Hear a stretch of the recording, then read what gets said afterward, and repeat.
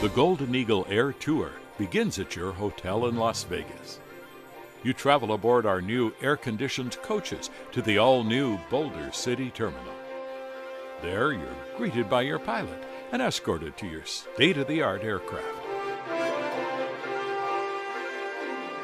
And soon, you're off on the adventure flight of a lifetime. Departing over Boulder City, your flight takes you for an aerial look at one of the largest man-made projects ever, amazing Hoover Dam.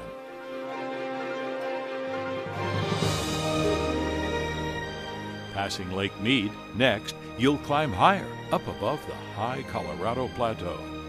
Here you get a first look at the western rim of the spectacular Grand Canyon.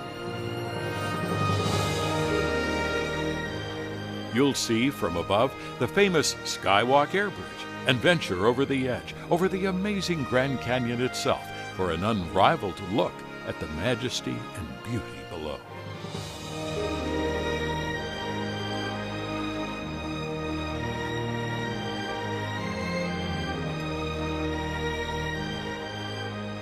You return to Boulder City Airport, where you can pick up a keepsake photograph of your grand adventure and a great memory that'll be with you forever.